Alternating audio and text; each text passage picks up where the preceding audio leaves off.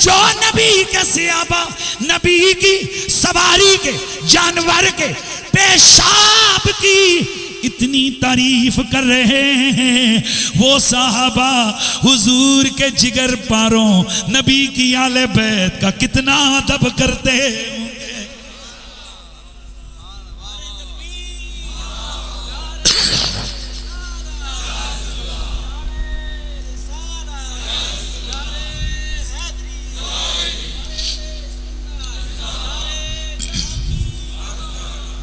تو اس لیے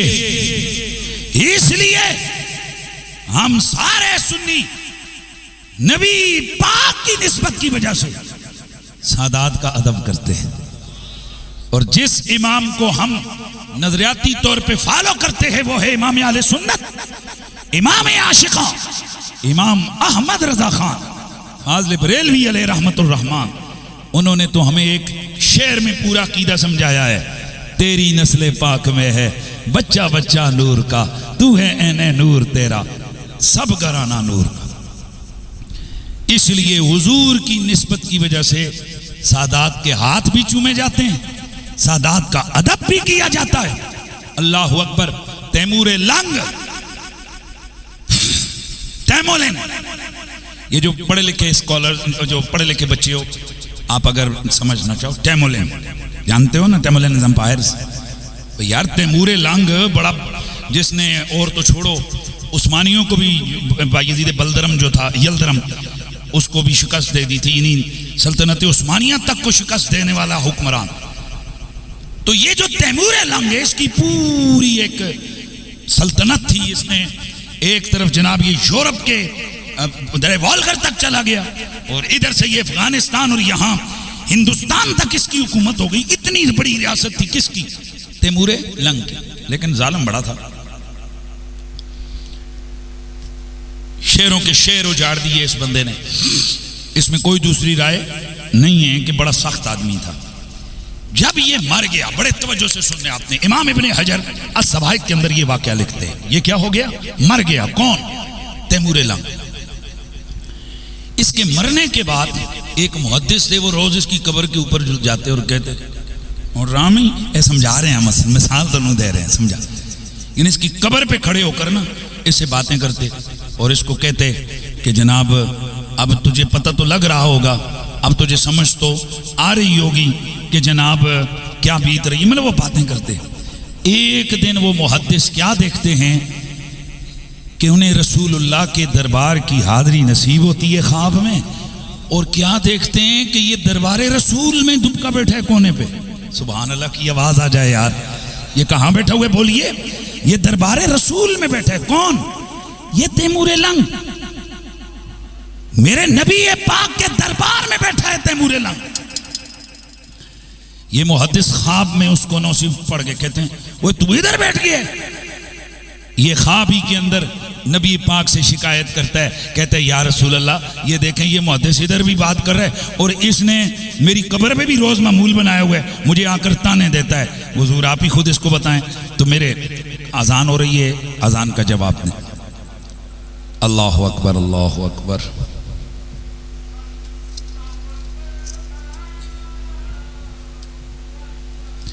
اللہ اکبر، اللہ اکبر۔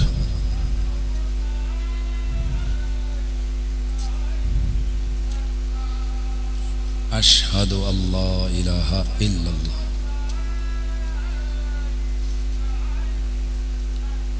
اشہد اللہ الہ الا اللہ۔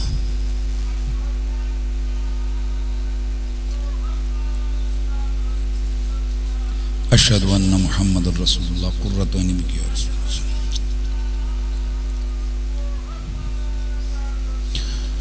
اشہد ان محمد رسول اللہ صلی اللہ علیہ وسلم قرۃ عینی بک یا رسول اللہ صلی اللہ علیہ وسلم۔ ماشاء اللہ لا حول ولا قوة الا باللہ العلی العظیم۔ ماشاء اللہ لا حول ولا قوة الا باللہ العلی العظیم۔ ماشاء اللہ لا حول ولا قوة الا باللہ لا حول ولا قوة الا باللہ۔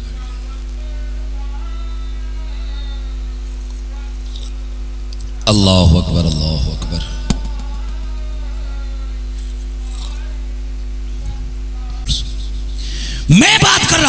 یہ جو تیمور لنگ ہے وہ نبی پاک صلی اللہ علیہ وسلم کے دربار میں محدث نے اسے دیکھا، بڑا زبردست واقعہ ہے، آپ اس کو سنیے. تو کہتا ہے کہ یا رسول اللہ دیکھیں گے مجھے روز نا میرے قبر کے پاس جا کر یہ محدث مجھے تانے دیتا ہے. تو محدث خواب کا عالم ہے، چونکہ خواب میں ہی کہتا ہے یا رسول اللہ یہ آپ کی امت کا قاتل ہے، اس نے کتنے بندے مارے ہیں، اس لیے اس کو میں تانے دیتا ہوں. میرے نبی پاک مسکرائے، فرمایا یہ بات درست ہے کہ اس سے بڑے گناہ ہوئے، لیکن اس کی ایک نیکی ایسی ہے جو اس کے اتنے کام آئی کہ اسے میرا دربار نصیب ہو گیا. عرض کی یا رسول اللہ، آقا جی کون سی نیکی اس کے کام آ گئی، کون سی نیکی اس کو آپ کے دربار میں لے آئی؟ میرے نبی نے فرمایا اس کے گناہ، اس کے قتل، اس کا ظلم، اس کا جبر اپنی جگہ، اس کی بادشاہی اور ریاست کے دوران اس سے ہونے والے گناہ اپنی جگہ، لیکن اس کی ایک نیکی ایسی ہے جو اللہ کو بڑی پسند آئی. حضور وہ کون سی؟ فرمایا یہ بادشاہ ہونے کے باوجود جب اس کے دربار میں میری فاطمہ کی ذریت میں سے کوئی سید زادہ اس کے دربار میں جاتا، یہ بادشاہ بن کے نہیں، یہ عاجز بن کے اس کا استقبال کرتا، اسے ادب اور عزت سے دربار میں بٹھاتا، اور جب وہ واپس آتا اسے پوری عزت احترام سے رخصت کرتا. اس کے سارے گناہ ایک طرف، اس کی یہ جو میری آل کی ادب اور محبت والی نے کی تھی، رب نے اس کی وجہ سے اس کے سارے گناہ معاف کر کے میرا دربار عطا کر دیا ہے.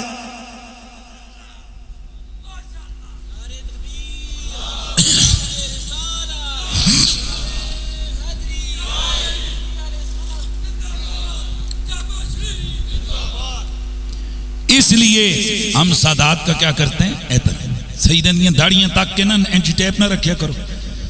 یہ نیا ایک بدتمیز طبقہ مولویوں میں پیدا ہو گیا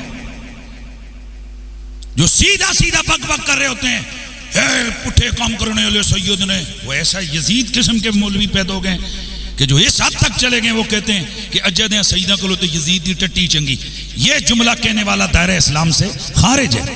میرے اعلیٰ حضرت امام اہل سنت فرماتے ہیں اگر کسی شخص نے کسی سید کو گالی دی سید سمجھ کے، وہ مرتد ہو گیا، دائرہ اسلام سے خارج ہو گیا، اس کی بیوی حرام ہو گئی، دوبارہ کلمہ بھی پڑھے گا، دوبارہ نکاح بھی کرے گا.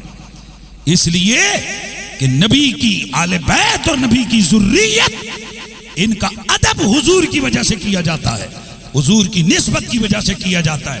تو میں عرض کر رہا تھا کہ میرے نبی کے صحابہ تعظیم بھی کرتے اور توقیر بھی. تسی پیران دی ادب کر رہے ہو، اے چاچا جی بزرگ نے، اور دعا کرو اللہ تعالیٰ ہمارے جو بزرگوں کے ادب اور محبت کے عقیدے اللہ ان پر ہمیں قائم اور دائم رکھے. یہ جو بزرگ ہیں، یہ بزرگ اپنے مرشد خانے سے احترام کرتے ہوں گے، یقیناً سید بادشاہ کا، سید زادے کا اتنا احترام کرتے ہوں گے کہ اس کی جوتیاں بھی سیدھی کرتے ہیں. بابا جی اپنی سعادت سمجھتے ہیں، نالین اٹھانا، پاپوش برداری کرنا اپنے مرشد خانے کی، یہ سب کچھ ہوگا. لیکن اگر ویسے اگزامپل دے رہا ہوں، انہی کے پیر صاحب ان کے چہرے پہ تھوک دیں، انہیں غصہ آ جائے گا کہ نہیں آیا؟ اب میں آپ کو سمجھانا چاہتا ہوں نبی کے صحابہ کس درجے پہ جا کے نبی کا ادب کرتے تھے. بخاری شریف کے اندر الفاظ موجود ہیں، رسول اللہ صلی اللہ علیہ وسلم آپ جب ما تنخم النبی نخاما الا وقعت فی کف رجل منہم فدلک بہا جلد و وجہ، کہ جس وقت نبی پاک تھوک مبارک پھینکتے، کھنگھار مبارک پھینکتے تو وہ نیچے نہ گرتا، کوئی نہ کوئی صحابی لپک کر اسے اٹھا کر اپنے چہرے پہ مل لیا کرتا تھا. اذا توضا النبی، جس وقت اللہ کا نبی وضو کرتے تو قادو یقتتلون علی وضوئی، صحابہ اس طرح اس وضو کے بچے ہوئے پانی، حضور کے جسم سے لگے ہوئے پانی کو حاصل کرنے کے لیے ٹوٹ پڑتے، یوں لڑتے، یوں لگتا ہے ایک دوسرے کو اس پانی کے لیے قتل کر ڈالیں گے. اب سوال یہ پیدا ہوتا ہے کہ بھئی جسم سے لگا ہوا پانی وہ تو مستعمل ہو گیا، اور جو بندہ کھنگار اور تھوک پھینکتا ہے وہ تو تھوک ہے. یہ کیا کر رہے ہیں؟ جو جسم پہ مل رہے ہیں، جو چہرے پہ مل رہے ہیں. پتہ چلا انہیں قرآن صحیح سمجھ آیا ہے. وَتُعَزِّرُوهُ وَتُوَقِّرُوهُ، یہ نبی کی تعظیم بھی کرتے ہیں اور اس تعظیم میں حد تک جاتے ہیں، مبالغہ کرتے ہیں. دوستان گرامی، آج حضور نہیں ہے، اپنے ظاہری جسم کے ساتھ یہاں، اب ہم اس آیت پہ عمل کیسے کریں؟ علماء فرماتے ہیں اب عمل ایسے ہوگا، نبی کے نام کی تعظیم ہوگی، نبی کے دین کی تعظیم ہوگی، نبی کی شریعت کی تعظیم ہوگی، نبی کی سنت کی تعظیم ہوگی، نبی کے ذکر کی تعظیم ہوگی۔ یہی وجہ ہے کہ ہم سلام پڑھتے ہیں تو ہاتھ باندھ کر، نبی کی محفل میں آتے ہیں تو بادب بیٹھ کر، ہم نبی پاک کا میلاد کرتے ہیں تو بادب بیٹھ کر، اور ادھر تک ہو نبی کا نام چومتے ہیں۔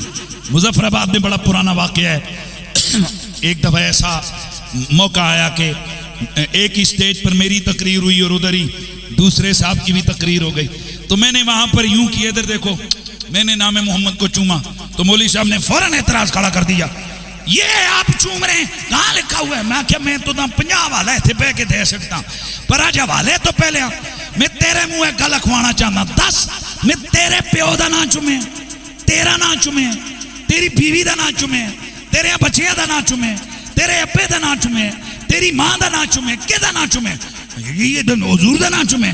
میں کیا ہون دلا تے ہاتھ رکھ کے 10 مولوی جیڑا نام چومے چومن جوگا ہے یا چومن جوگا نہیں ہے؟ ہون بولے نا نہیں تو پھر لوگ سیدھا کر سانس کہ بے حضور دا نام چومنے جوگا نہیں بغیرتا تو پھر کہ دا نام چومنے جوگا ہے۔ اس واسطے ہم غلامان نبی، نبی کا نام بھی چومتے ہیں، نبی پاک کی سنت کا پیار بھی کرتے ہیں اور احترام اور ادب بھی کرتے ہیں۔ یہی وجہ ہے اگر کسی نے داڑھی رکھی ہوئی نہیں تو یہ گناہ ہے، اور اگر اس سنت کی بے ادبی کرے گا اور استخفاف کرے گا تو یہ کفر ہے۔ کیوں کہ نبی کی سنت کی بے ادبی نبی کی بے ادبی ہے۔ یوں ہی اگر شریعت کے کسی عمل کو بجا نہیں لاتے ہو وہ گناہ ہے، لیکن اگر بے ادبی کرتے ہو یہ توہین اور کفر ہے۔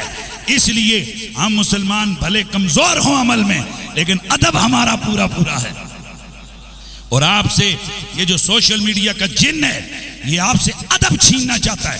نئے نئے اسکالر آتے ہیں اور وہ آ کر آپ کو یہ کہتے نظر آتے ہیں او جی اسی سارے ہی انسان اے سیدہ نال کوئی نمی شے لگی ہوئی ہے، اے مولویاں نال کوئی نمی چیز آئی ہے، وہ ہیں تو سارے ہی انسان، وہ بھٹے سارے بھٹے ہوندے نے، پر وہ جیڑا کعبے دی دیوار چ لگے کیوں لینا بڑھا کے چمی جاندے ہو؟ کچھ نسبتیں ایسی ہوتی ہیں جو پتھر کو پتھر نہیں رہنے دیتی، کچھ نسبتیں ایسی ہوتی ہیں جو نشان قدم کو نشان قدم نہیں رہنے دیتی، اسے مقام ابراہیم بنا کر وَاتَّخِذُوا مِن مقام ابراہیم مصلی کے قرآن کی آیت۔ اس لیے دوستان گرامی اللہ اکبر، ایک ہی بھٹے کی پکی ہوئی اینٹیں آئیں، ایک ہی اینٹاں نال بنے راجے راندی مال حویلی تے دوئیاں اینٹاں نال بنے مسجد، تے ہن مسجد دا حکم کیویں راجے دے راندی حویلی وچ سنگے مرمر بھی لگ گیا، جناب لائٹنگ بھی ہو گئی، رنگ روغن بھی ہو گیا، اندر اے سی پنکھے لاکھوں کا کروڑوں کا فرنیچر بھی آ گیا، قالینیں بھی آ گئی، یہاں اینٹیں وہی ہیں اور مسجد کے اندر وہی کچی اینٹیں لگی ہوئی ہیں، پر جیسے ہی مسجد میں داخل ہونے لگے شریعت کا فوراً حکم آ گیا، ناپاک تے نہیں ہے یار، مہربانی کرنا، پلید تے نہیں ہے، اگر پلید اور ناپاک کے اندر نہیں آ سکتا اس مسجد میں داخل نہیں ہو سکتا۔ راجے رندی جناب حویلی میں تھوکنے دے ممانعت نہیں ہے، لیکن ان مسجد کی اینٹوں پر تھوکنے کی ممانعت ہے۔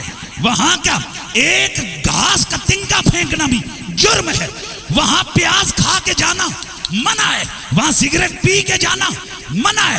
تے راجے رندی حویلی وچ اندر بیٹھ کا وچ چلم چھکی جا رہی ہے، او جی اٹاں تے ہوئی نے آکے جاسی پتر اٹاں ہوئی نے، پر وہ اینٹیں خدا کے گھر سے منسوب ہو گئیں اور یہ اینٹیں یہ عام انسان کے گھر سے منسوب ہو گئیں۔ اینٹوں کو نہیں دیکھا جائے گا، نسبت کو دیکھا جائے گا۔ اسی طرح بندے تو سارے بندے ہی ہوتے ہیں، پر جو مصلی پہ کھڑا ہو جاتا ہے، جو نبی کے منبر پہ بیٹھ جاتا ہے، اسے عزت ملتی ہے دین کی وجہ سے، اور جس کی رگوں میں میرے نبی کا خون آ جاتا ہے وہ سید ہو کر قابل عزت و تکریم ہو جاتا ہے، اور اس کی یہ عزت ہم نے نہیں دی ہے، یہ اللہ ہی دینے والا ہے۔